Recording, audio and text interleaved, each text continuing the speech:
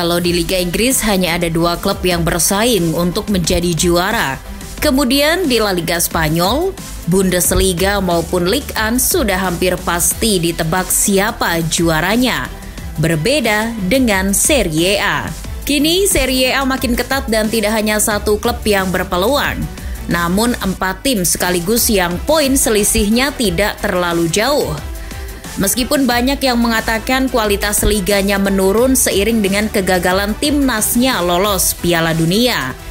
Akan tetapi nyatanya dalam persaingan perebutan juaranya kini sangat ketat, bahkan sulit untuk diprediksi.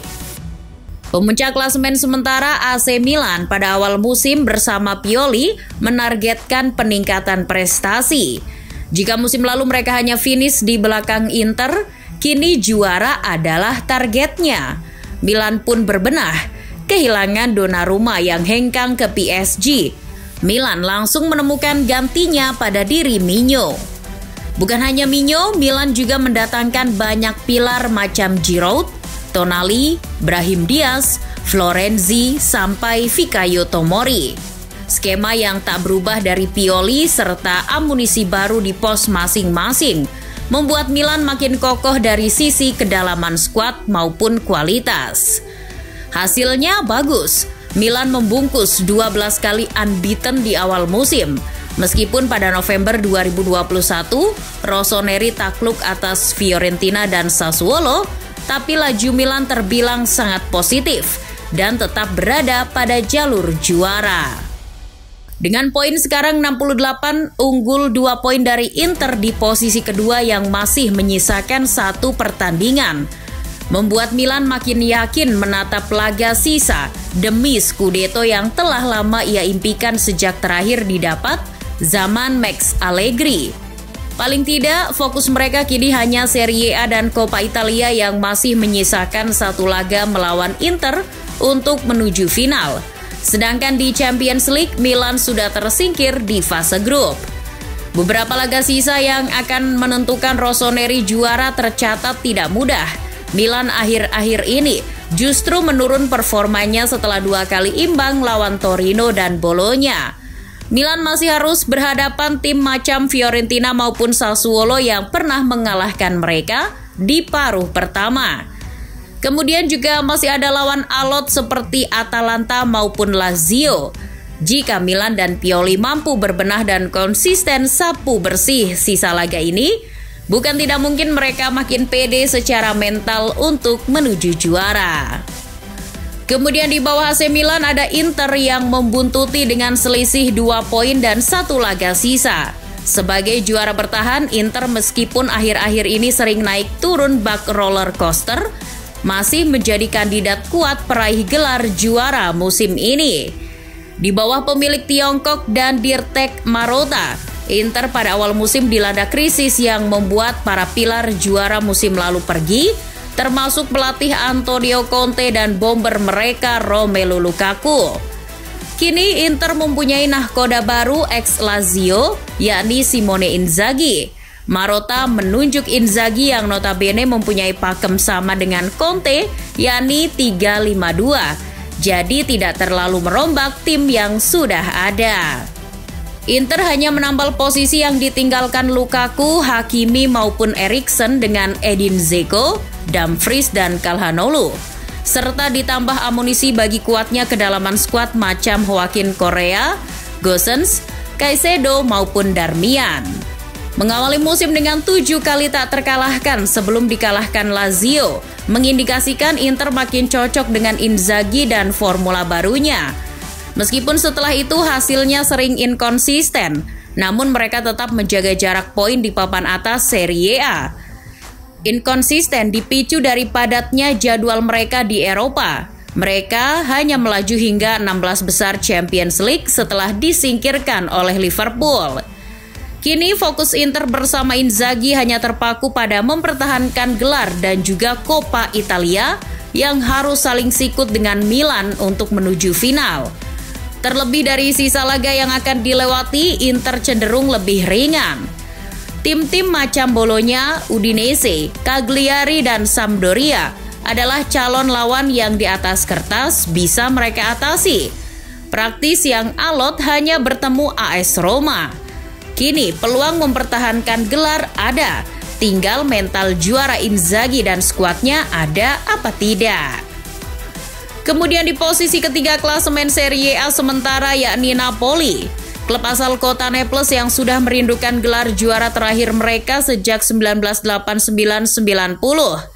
Sekalipun mau mendapatkannya, jatuhnya mereka sering hanya mentok sebagai runner-up, yakni di musim 2012-2013, 2015-2016, 2017-2018, dan 2018-2019. Mengawali musim dengan evaluasi karena Napoli musim lalu hanya duduk di peringkat 5 klasemen bersama pelatih Gennaro Gattuso. Napoli akhirnya menunjuk Luciano Spalletti untuk menggantikan Gattuso. Gaya main Spalletti yang menyerang kontras dari sebelumnya. Nampaknya keberadaan Spalletti di Napoli cocok dengan skema penyerangan tim. Pemain macam Insigne, Mertens, Lozano maupun Zielinski terbukti mampu beradaptasi cepat dengan pola menyerang ala Spalletti. Dengan ditambah amunisi baru macam Osimhen, Politano, Zambo Anguissa, Juan Jesus maupun Tuan Zebe, Napoli makin solid dalam menjalani musim dengan harapan baru. Mengawali musim dengan 11 kali tak terkalahkan sebelum dikalahkan oleh Inter. Skuad Spalletti terbukti mengalami kebangkitan dari musim lalu. Kini dengan sementara bercokol di peringkat 3 di bawah Inter dengan poin sama 66 dan selisih 2 poin dari Milan di puncak, membuat Napoli mulai diperhitungkan menjadi kandidat juara. Pasalnya mereka sudah tidak fokus di kompetisi manapun. Mereka hanya fokus di Serie A karena sudah terhenti di Europa League oleh Barcelona dan Coppa Italia oleh Fiorentina. Dengan laga tersisa, bukan tidak mungkin mereka secara mengejutkan bisa mengulang mimpi mereka 1989-90 menjadi juara. Il Partenope di sisa laganya hampir mirip seperti Inter, praktis yang agak alot hanya bertemu AS Roma. Selebihnya mereka hanya bertemu Empoli, Sassuolo, Torino, Genoa, dan Spezia. Yang di atas kertas bisa mereka sapu bersih. Dan yang terakhir sebagai kandidat pesaing perebutan juara adalah Juventus. Kini Juventus makin merangsek naik di posisi perebutan juara. Dengan poin 62 selisih 4 poin dari Inter dan Napoli. Serta selisih 6 poin dari pemuncak klasemen AC Milan, membuat asa Bianconeri bersama Allegri musim ini makin terbuka. Situasi Juventus musim ini memang pelik, banyak masalah yang melanda. Di sisi lain, musim lalu dominasinya direbut oleh Inter dan Milan. Kondisi internalnya pun semrawut. Didepaknya pelatih Pirlo yang digantikan dengan Allegri, serta kepergian Cristiano Ronaldo menjadi problem Juventus di awal musim ini. Belum ditambah kepergian pemain di paruh musim seperti Ramsey, Bentancur, Kulusevski. Juve hanya mampu menambah amunisi macam Manuel Locatelli, Caio Jorge, Moiskin, Denis Zakaria, dan juga Dusan Vlahovic. Mengawali musim dengan meraih 2 poin dari 4 pertandingan membuat Juventus diragukan performanya untuk menjadi kandidat juara. Pasalnya bersama Allegri mereka masih tetap mengandalkan taktik apa yang pernah Allegri aplikasikan di Juventus dulu dan cenderung usang.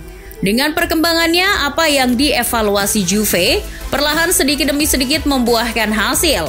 Meskipun dengan kemenangan yang cenderung dengan skor tipis seperti 1-0 atau 2-1, Allegri paling tidak bisa mengamankan 3 poin untuk kestabilan langkah Juve musim ini. Fokus Juve yang menargetkan di kompetisi Eropa juga sedikit mengganggu.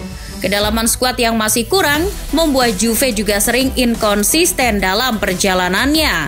Mereka yang akhirnya tersingkir oleh Villarreal di 16 besar Champions League, mau tidak mau harus mengejar sisa gelar yang ada, yakni di Serie A dan Coppa Italia yang masih harus menyingkirkan Fiorentina di semifinal. Dengan laga tersisa, Bianconeri seperti melawan Bologna, Genoa, Venezia maupun Sassuolo harusnya bisa mereka sapu bersih. Hanya dengan bertemu Lazio dan Fiorentina yang cenderung alot. Kalau bisa melewati semua sisa rintangan yang ada sembari berharap menunggu Milan, Inter, Napoli terpeleset. Bukan tidak mungkin mental juara dan pengalaman Allegri mampu kembali membawa si Nyonya Tua Scudetto musim ini.